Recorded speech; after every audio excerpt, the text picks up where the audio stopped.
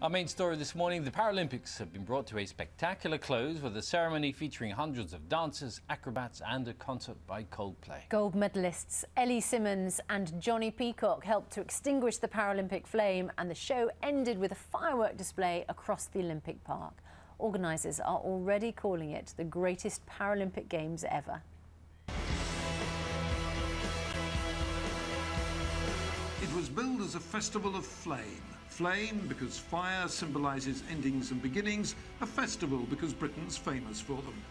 It's been a summer of ceremonies from the Jubilee onwards, but while others celebrated Britain, its history, its culture, this one, just as spectacular, celebrated the athletes who sat at the centre of the action throughout the night.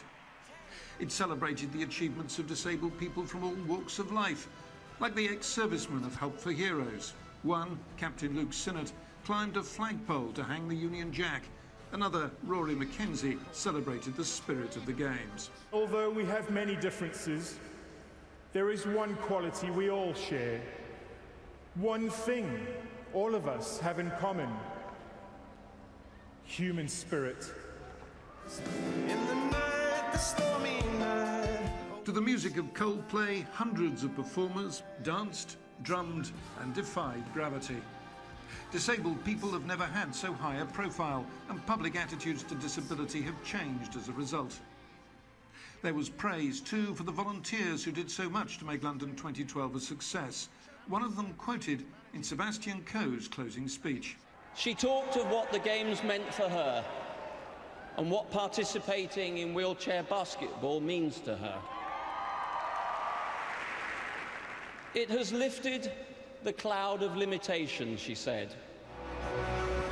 The night ended, as such nights do, with fireworks, after a summer of literal and metaphorical fireworks which made Britons proud.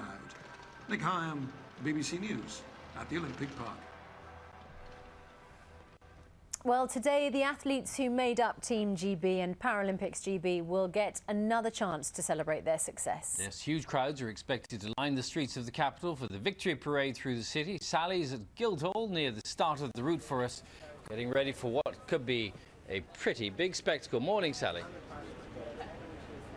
Morning to you both. It's going to be an exciting day for everybody involved here. This is where it will all start.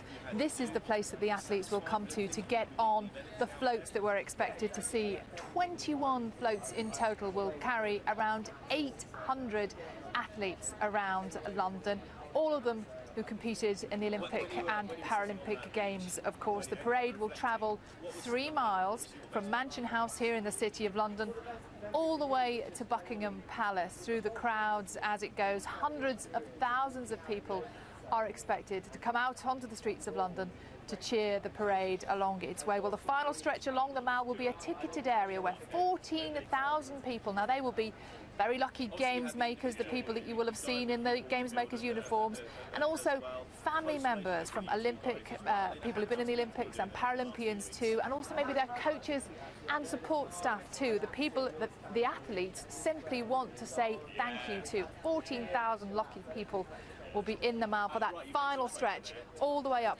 to Buckingham Palace. Sally, thanks very much.